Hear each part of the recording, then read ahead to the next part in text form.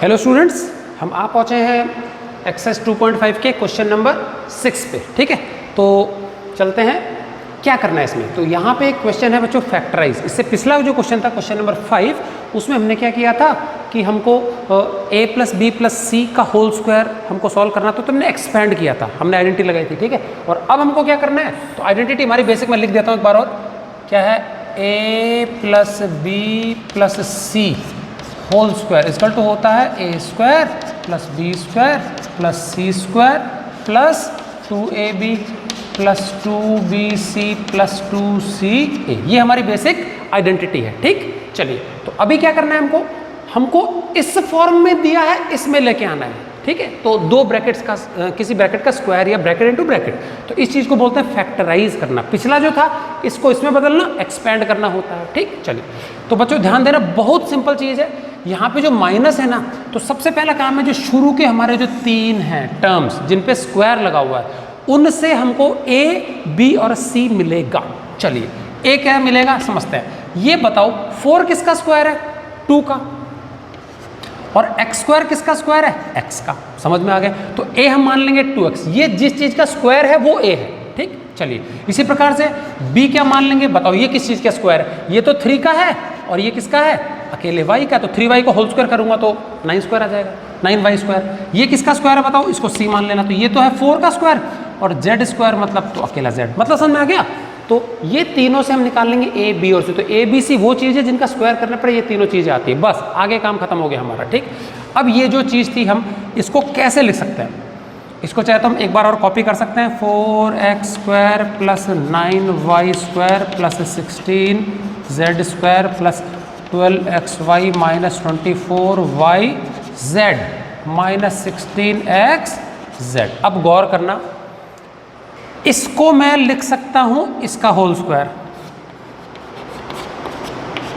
ठीक है, इसको मैं ले सकता हूं इसका होल स्क्वायर,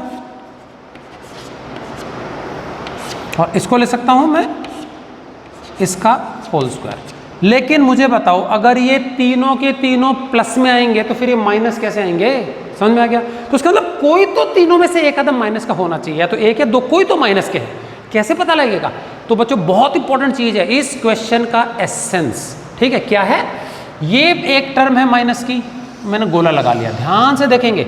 ये दूसरी टर्म है माइनस की, मैंने इस पे भी गोला लगा लिया। समझ में आ गया कि नहीं, क्या दो अलग अलग टर्म्स हैं।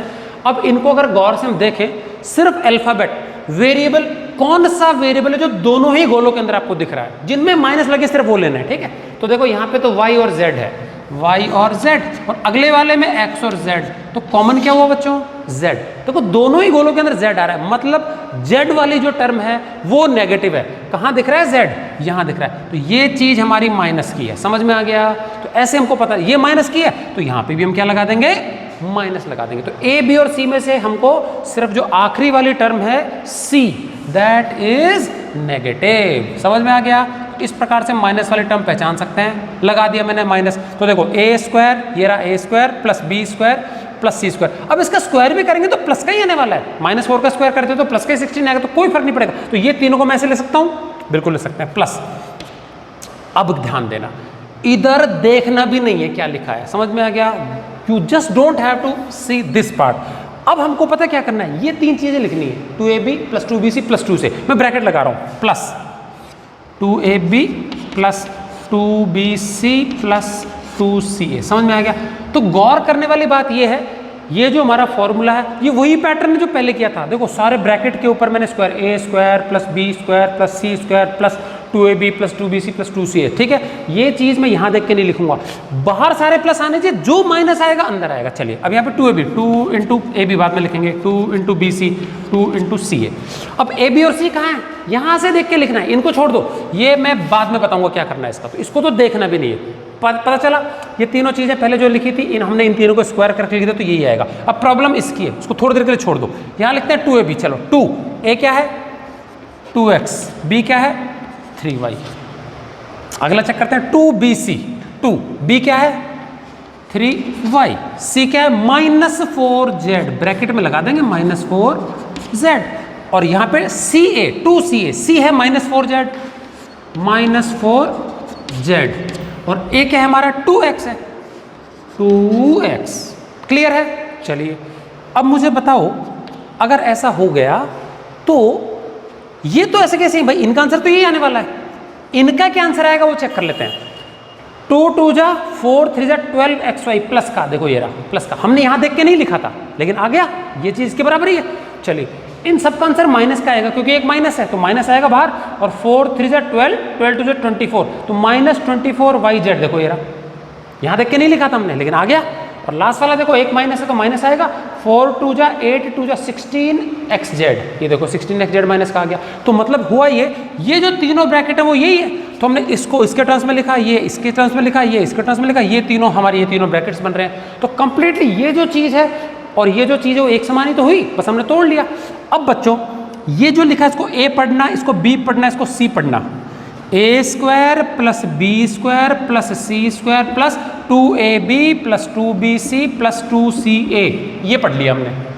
तो इसके स्थान पे मैं ये लिख सकता हूँ ना, तो using identity we can write, ये किसका फॉर्मूला है, a plus B plus C का whole square, a plus B plus C. चलिए a क्या है 2x प्लस b क्या है, b की जगह हमको लिखना है प्लस का 3y और प्लस c, लेकिन ये तो माइनस का है तो यहाँ माइनस आ जाएगा 4z। मतलब ये तीनों जैसे के जैसे, ये प्लस तो 2x plus 3y minus 4z whole square. Clear है? तो ये था बच्चों हमारा क्वेश्चन नंबर 6 का पार्ट नंबर 1। बहुत आसान है, हम देखते ही ओरली कर सकते हैं, बस हमको पता करना है माइनस कौन सा है। अच्छा अगर सारे प्लस हों कोई प्रॉब्लम नहीं है, दनादन लिख दो, ठीक।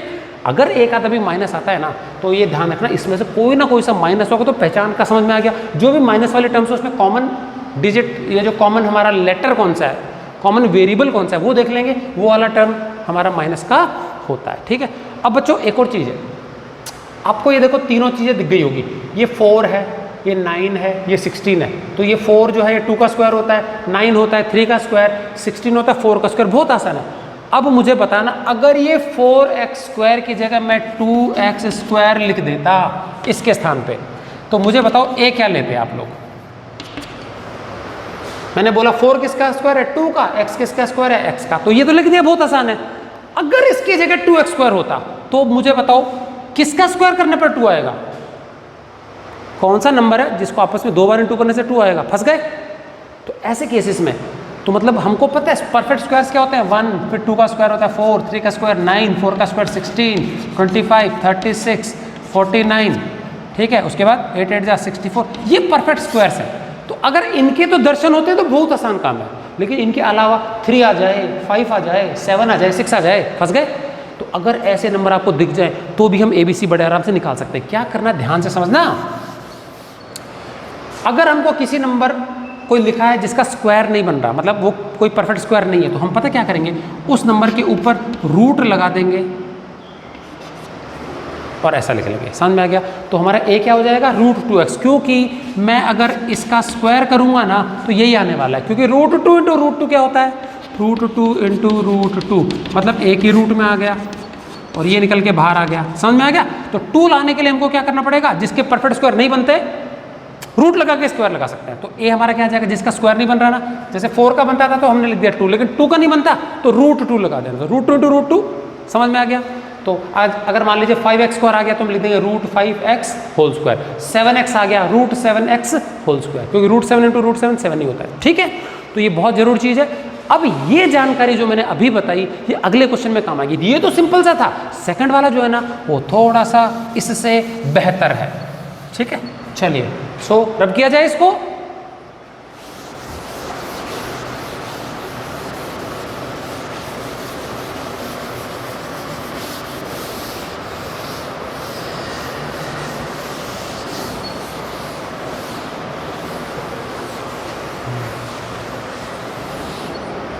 चलिए हमारा जो सेकंड क्वेश्चन है वो है 2x स्क्वायर। देखिए 2 से स्टार्ट हुआ,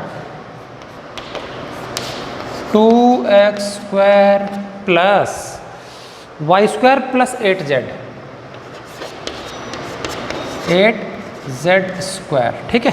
फिर आगे पहले तो माइनस है, -2√2xy, -2√2xy, फिर प्लस है और फिर माइनस है 4√2yz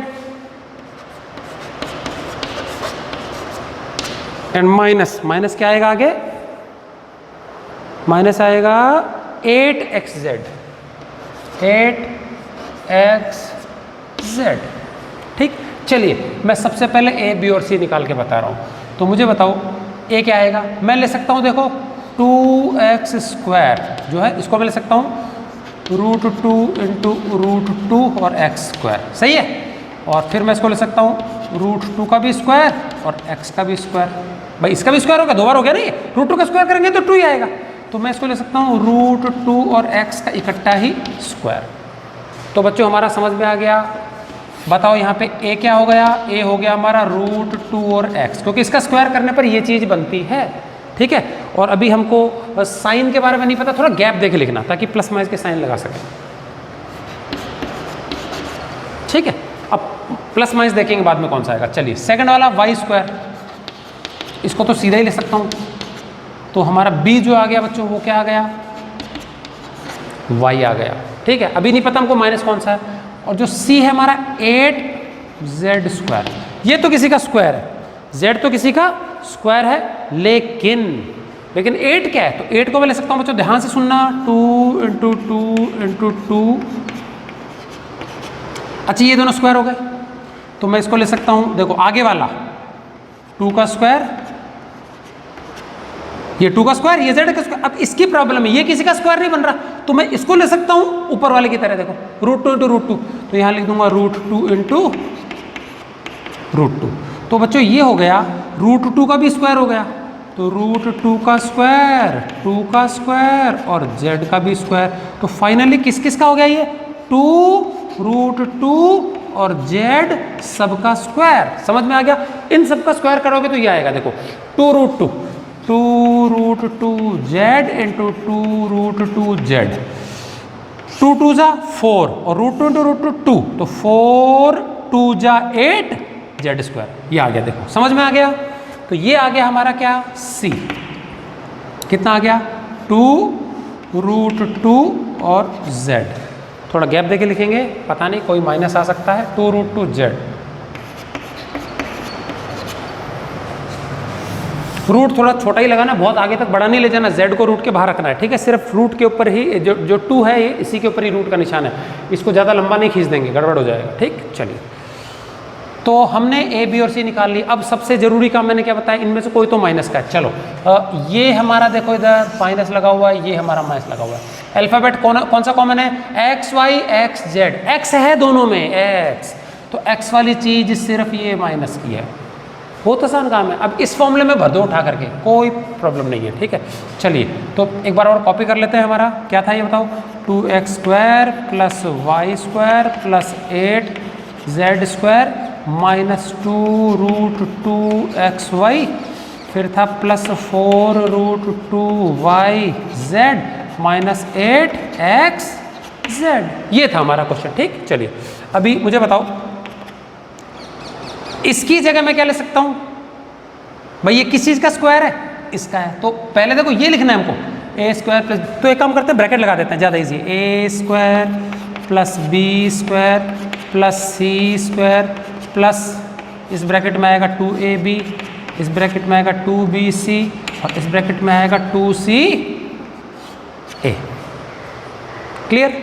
और इसके बाद हमारा डायरेक्ट लिख देंगे आंसर हम। ठीक, चलिए a², तो यहाँ लिखना है, देखो उधर से देखना है abc माइनस √2x। अब इसका स्क्वायर करेंगे, माइनस माइनस कैंसिल हो जाएगा, √2 इंटू √2 2, तो 2x² आ जाएगा। ठीक, b मतलब y का स्क्वायर और c मतलब 2√2 और z का स्क्वायर करेंगे, तो देखो 2 का स्क्वायर होता है 4, √2 का स्क्वायर 2 ही होता है और ये z², तो मतलब 8z² प्लस का ये आ गया हमारा। समझ में आ गया ना।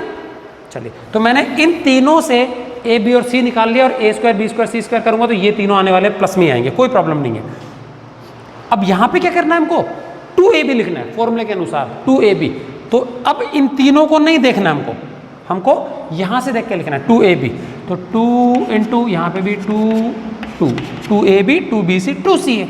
चलो 2ab, a देखो माइनस √2x, ये a हो गया, और b बोलो कितना है, b हमारा y है, 2bc b और 2√2z और 2ca 2√2z इंटू ए की जगह -√2x।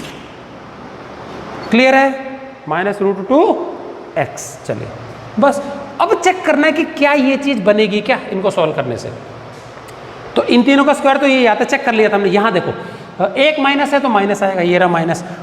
2 को √2 से इंटू करना है। एक रूट वाली संख्या एक बिना रूट वाली संख्या साथ लिख देना है। बिना रूट वाली पहले लिखना है, रूट वाली हमेशा बाद में। तो ये आएगा 2√2xy, 2√2xy माइनस का, इसका आंसर ये आएगा। चलिए अगला देखते हैं।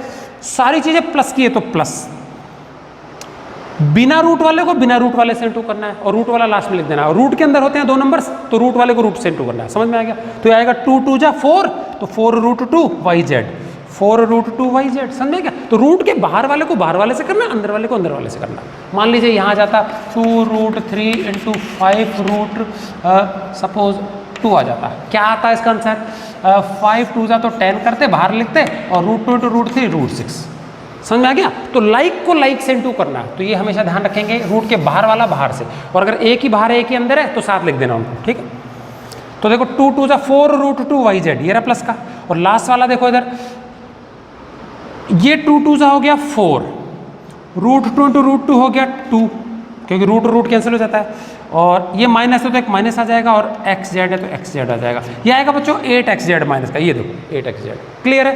तो इसका मतलब ये हुआ कि ये जो चीज है और ये चीज है सेम टू सेम ही है। चलिए इसको a पढ़ना है, इसको b पढ़ना है, इसको c पढ़ना। a² + b² + c² + 2ab + 2bc + 2ca, इस फॉर्म में आ गया। तो इसको हम इस फॉर्म में लिख सकते हैं कि नहीं? तो हम लिख देंगे लेफ्ट साइड वाला क्या, यूजिंग आइडेंटिटी, ये होता है a + b + c का होल स्क्वायर। a बताओ क्या है? -√2x, -√2x। फिर a + b बोलो क्या है? y। और c क्या बताओ? 2√2z। समझ में आ गया? तो हमने कर दिया a + b + c whole square. तो बच्चों ये हमने कर लिया फैक्टर्स। बहुत इंपॉर्टेंट क्वेश्चन है, 2 ही पार्ट थे। खासकर इसमें ध्यान रखना, जहाँ पे परफेक्ट स्क्वायर नहीं बन पाते वहाँ पे ये करना है, रूल नंबर 1। और दूसरी चीज, माइनस कैसे पता लगेगा? तो जो भी 2 माइनस वाले पार्ट्स हैं उसमें देख लेना माइनस वाले टर्म्स में कि कॉमन जो वेरिएबल है वो कौन सा है, उसके हिसाब से माइनस वाला डिसाइड करेंगे, और 2 स्टेप में हमारा आंसर आ जाता है। कटपीट कोई नहीं करनी है, सो इसको अच्छे से समझ के आप लोग नोट कर लेंगे।